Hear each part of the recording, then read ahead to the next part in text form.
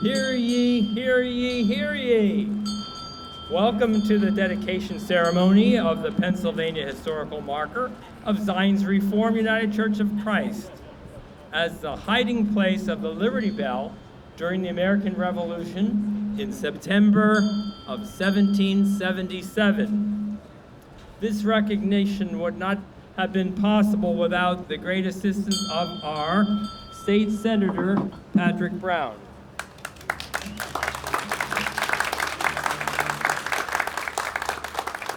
His sincere interest in helping to secure this recognition is greatly appreciated.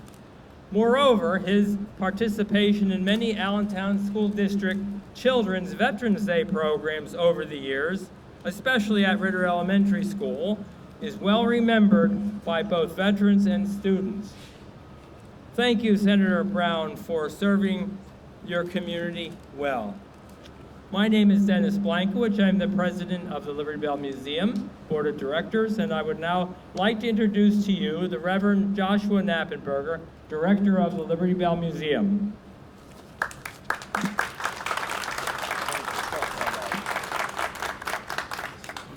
Let's all bow our heads for a word of prayer.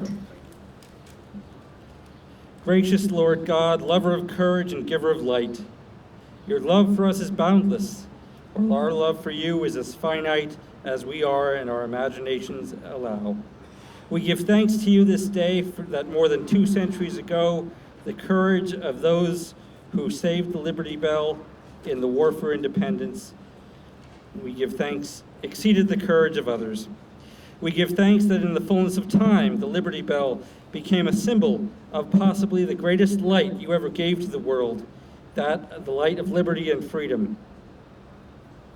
The bell, which was saved from destruction in this very place, became a foremost symbol of freedom in the world, and we give you thanks for that. We also give you thanks for our elected officials here today, Mayor Matt Tuerk, who assisted with the organizing of this event, and especially Senator Pat Browne, whose efforts regarding this project, without whom today would be impossible. Benevolent God, be here with us today as we celebrate the contributions of this historic church and this community to our national history. Be with us now and always. Amen.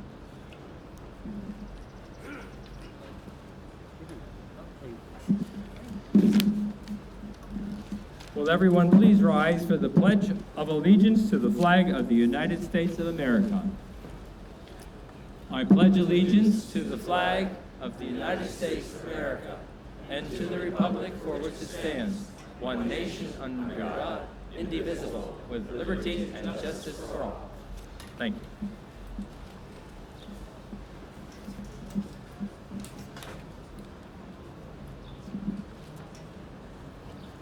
We have many honored guests and officials with us today. First of all, Pat Browne, who I will be introducing, Senator Pat Browne, who I will be introducing later, but without whom, as I said, today would not be possible. Mayor Matt Tuerk, thank you for being here. And Karen Armstrong from the Pennsylvania Historical and Museum Commission. Phillips Armstrong is also with us here today. And Jeff Brace, Chairman of the Board of County Commissioners, is here with us as well. We give thanks for you and your presence. Thank you, Jeff. We also have Carrie Bellick from the Liberty Bell chapter of the Daughters of the American Revolution. Joe Higgins, representative of the Lehigh County Historical Society. We also have some descendants of Jacob Mickley here. Ralph Moyer and his children and grandchildren, and we give thanks for your family's efforts centuries ago. Dennis Pearson from the Flag Day Association is here. Willard Snyder is here. He's from a historical society. The name is escaping me, but he's here. And the Liberty Bell board members, would you raise your hands, please? Thank you. Thank you all.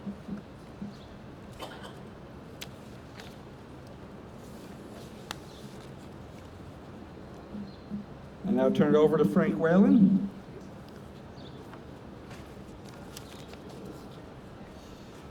Those of you who don't know Frank, he is a local historian of great renown, and we are glad to have him on our board and proud that he is here with us today. Thank you, Josh. Thank you very much.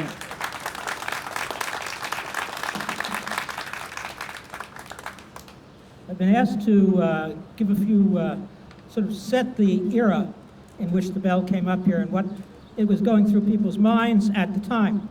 So I'll begin with a quote. "The past is a foreign country. They do things differently there." So wrote 19th century American novelist Henry James. These are words that should be remembered, it seems to me, when historic events like the American Revolution are looked on over the span of 250 years. What was it like in the Lehigh Valley in the early fall of 1777? Apprehension, and perhaps a mixture of fear and terror might describe it. It had all seemed well and good on July 8th of 1776, when the Declaration of Independence was read, first in German and then in English, in front of this church. Later that summer, Washington's army was overwhelmed on Long Island. By November, British forces were in control of New York. There had been a miracle victory by Washington at Trenton and a heavy fight at Princeton. But reality in the Lehigh Valley and eastern Pennsylvania was clear. The war was coming closer to their homes and farms. Many of the older residents knew what that meant. They had seen the armies of Europe and the kind of destruction they carried in their wake. And almost certainly, they had heard how the British troops and Hessians had acted in nearby New Jersey. Musket butts smashed in farmhouse doors, without regard to which side they were on. And farms were ravaged, livestock captured, and booty taken. Worse were attacks on family members. Rape was not unknown. Tory raiders like the Doan brothers operating out of Bucks County were even worse. They plundered at will. There was no legal system. There was no courts. There were no sheriffs. Everything was in total chaos. Neighbors distrusted neighbors, and it was impossible to know who really supported which. British gold was a powerful inducement at a time when the new government's currency was next to worthless.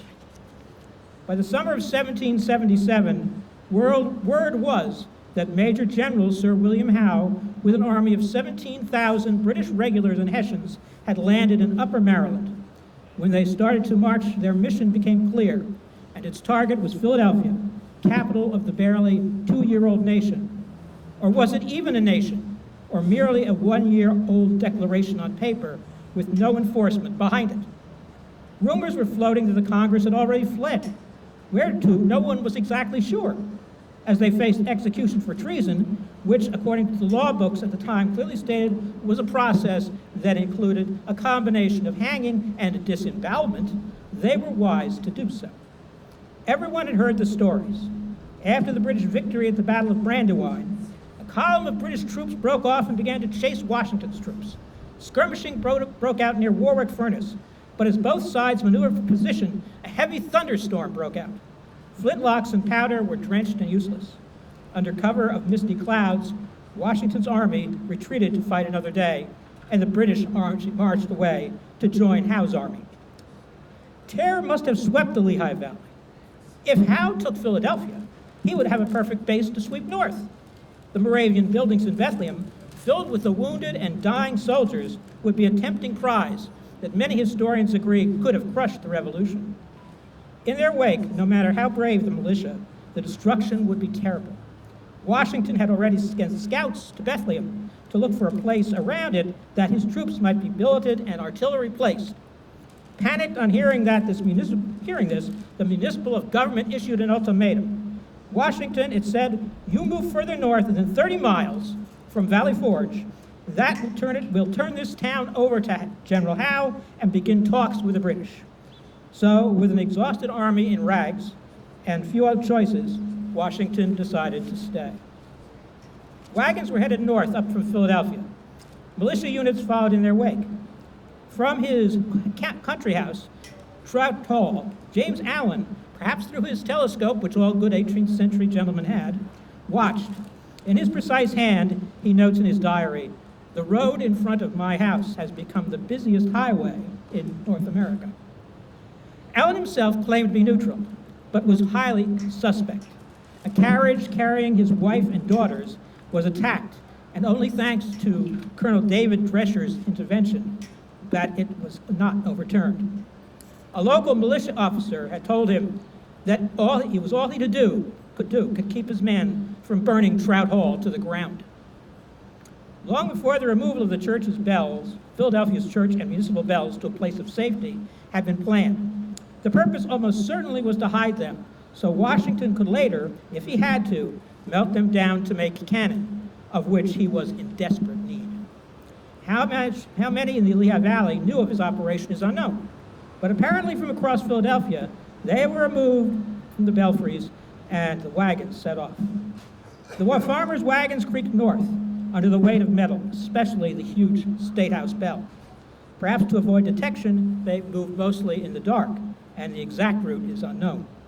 A careful Moravian scribe in Bethlehem noted a breakdown of the wagons there before they once more were on their way.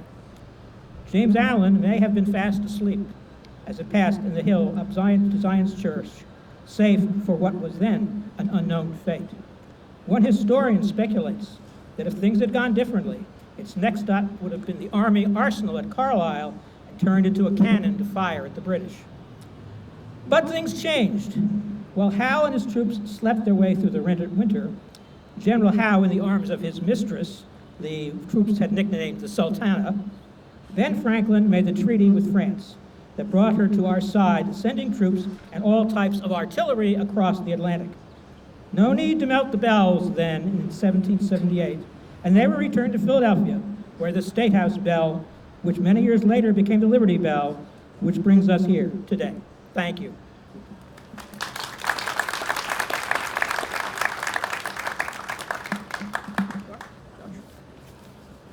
Thank you very much, Frank, for giving that context. I invite to the podium now Ms. Karen Arnold, representative of Pennsylvania Historical and Museum Commission and Keystone Grant Manager, I believe. Yeah. Thank you very much. You're welcome.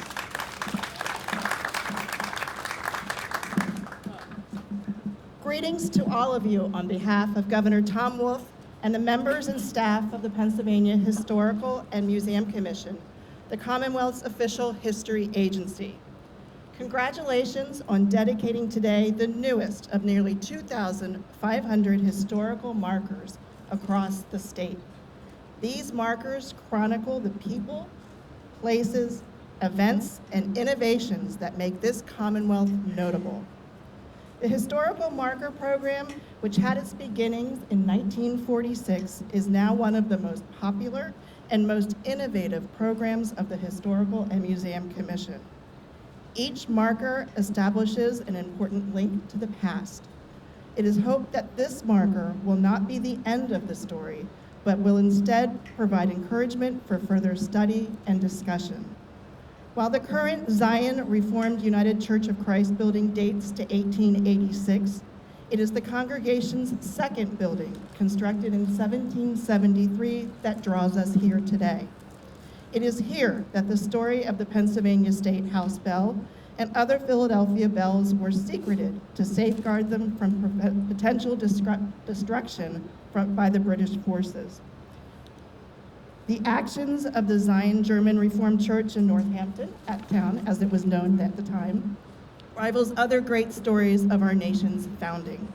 But it isn't just the nearly year-long secret hiding of the Liberty Bell beneath the floorboards that is the significant starting point of our story, but rather the evolution of the symbol of liberty and freedom that the bell has come to represent.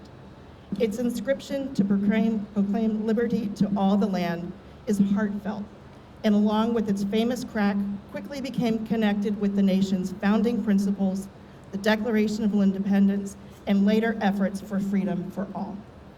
Without its safekeeping, what might have become of one of the most recognized symbols of our nation's founding? What the historical marker's brief text can't possibly share with passers-by is the continued celebration of that act with the creation of the Liberty Bell Museum to share that story and to be Pennsylvania's location of the 1950 Liberty Bell replica. I am so honored to be here to represent the Pennsylvania Historical and Museum Commission, and I wish to extend my gratitude to the Reverend Joshua Knappenberger, the Congregation of the Zion Reformed United Church of Christ, the Liberty Bell Museum, and Senator Pat Browne for shepherding this exciting chapter of Pennsylvania history into the Historical Marker Program. Thank you.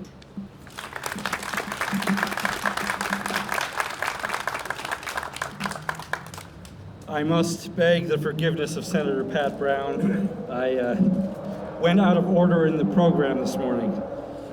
Senator Pat Browne is with us. I wrote the nomination, but without him, that nomination wouldn't have been worth the paper it was printed on. He got this over the finish line for us. He got the funding for the fabrication of the marker, and he cut through some red tape for us, and really made today possible. So next, I would like to invite Senator Pat Browne to give some remarks. I'm very sorry.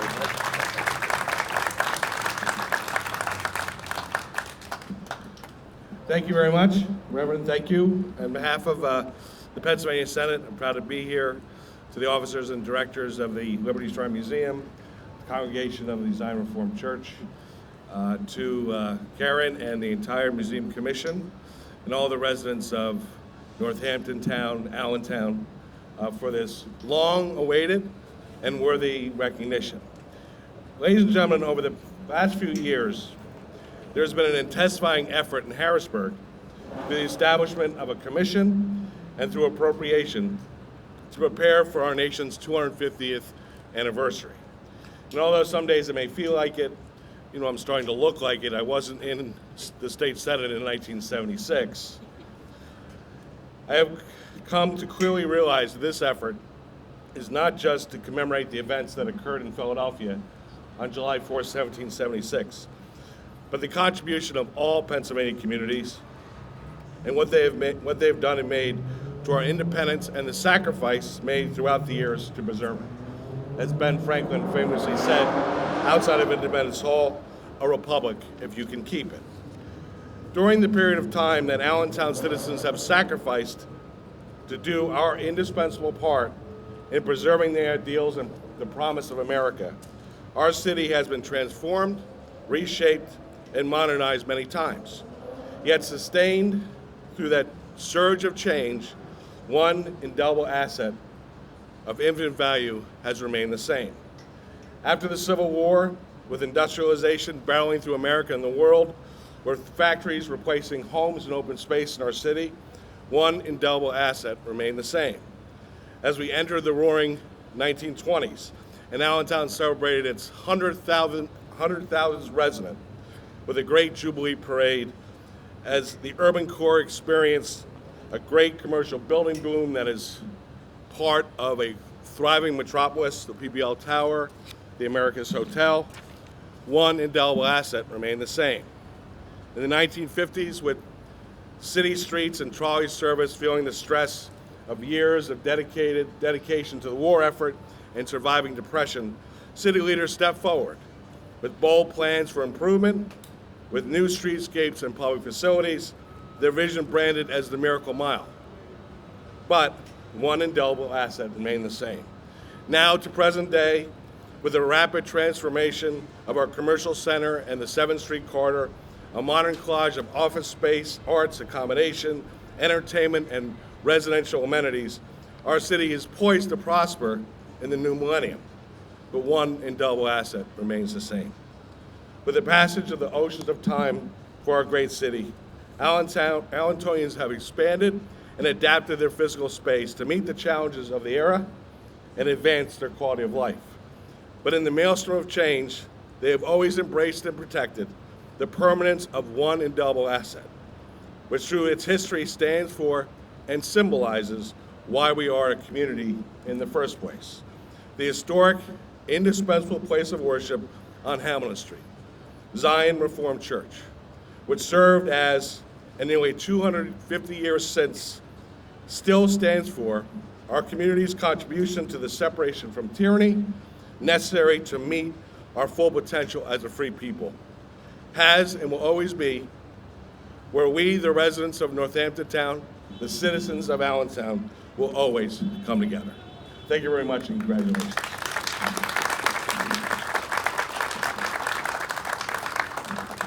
Thank you, Senator.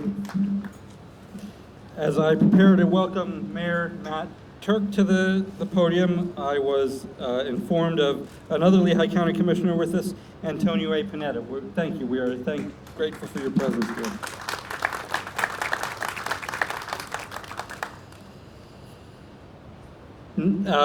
Next speaking is Mayor Matt Tuerk, whose office helped in coordinating with Public Works to have the sign placed, the marker placed for us, and also helped us coordinate today. So, Mr. Mayor, thank you. Thank you, Reverend Appenberger. I want to take one really quick minute to recognize a couple of other individuals who are here today with us from our City of Allentown administration. Chief Charles Roca is with us, and right behind him is our Business Development Manager, Dan Diaz, who helps make Hamilton Street thrive. So I want to thank those folks. And then I did see, so there's another individual here, Mr. Isaac Brace, otherwise known as my birthday thief. I see you out there.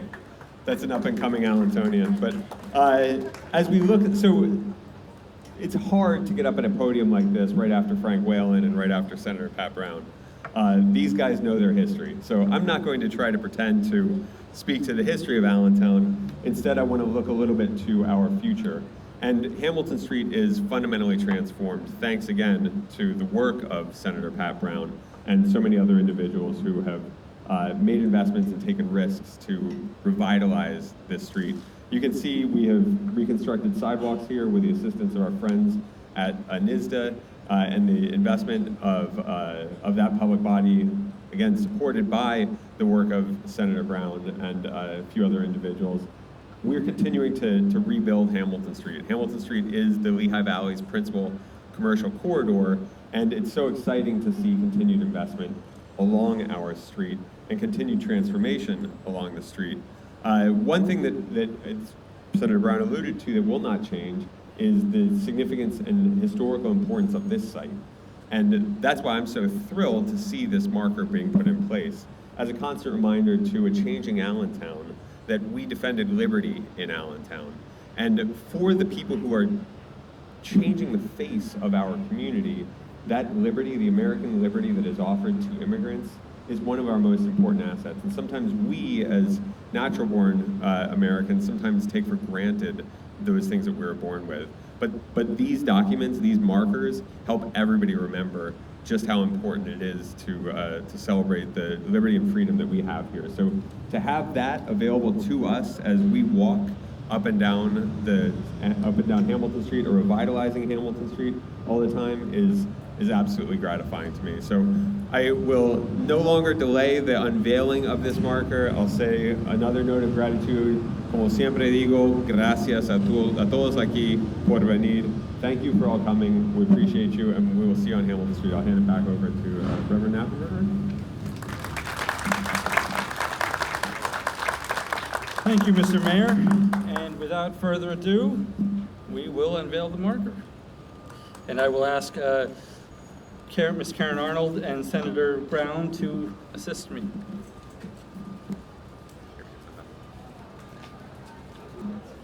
Wow. Wow, wow, wow. What a great day. What a great day. Thank you to everyone for coming and sharing in our joy today. Thank you to all the elected government officials with us today. Thank you, Mayor Tuerk, for your remarks. I'd like to especially thank once again Senator Pat Browne.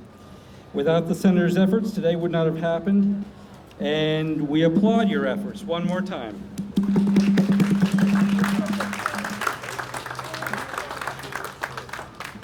I also give thanks to my family, my wife Angela and my daughter Cora, who dealt with dinner time being interrupted with phone calls for this and playtime being interrupted for this. Thank you very much for your patience and your love. I have and always will maintain that if you have lived or worked in Allentown for 20 years, 1 year, 2 months, or even 1 day, you are a part of the community that saved the Liberty Bell. And it is incumbent upon each of us to call upon the hiding of the Liberty Bell to be a source of pride in ourselves and in the community in which we are part. Thank you all for being with us today. It is an honor and a blessing to be with you, be here with you as we show that pride, and it is an honor to be a part of such a historic day. Thank you.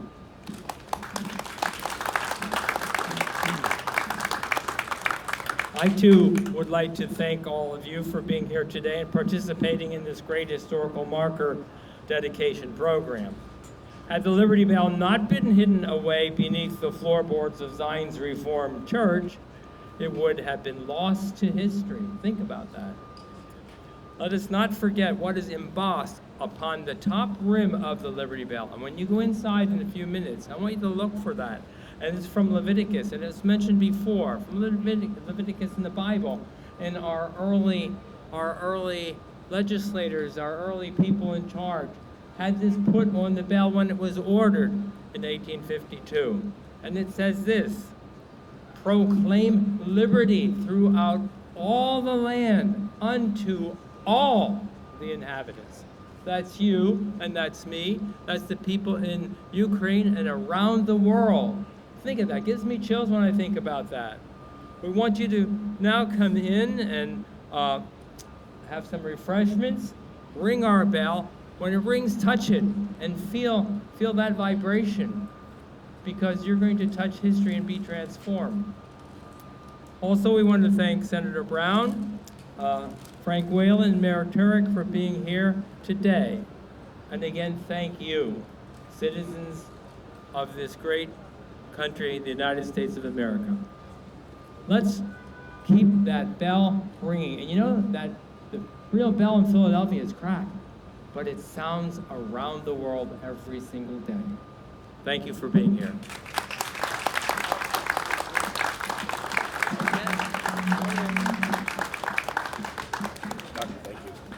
Thanks for everything. Nice day for us. Thank you, Senator. I didn't catch your name. From the board, for the board? Yes. Oh, okay. Yes, You know it what, was. Jim? The first time I got in this. We have these 3 or 4 museums in Allentown. We never talk to each other. Why? I'm trying to think. I don't know. I asked them to find We, it. you know, Oh, it's up again, in Lynn Township. how can we help you? How could you help us? How The can we leaser keep our art Yeah, museum, that- the new- that's what they the new told me, museum too. in town? Okay. Do we have 4 islands? I don't think so. Well, thank you We for need to cutting do through something that about for us. that. So, hey, thank you. Okay. Think of that. Shoot us an email. Give us a call. Thank you.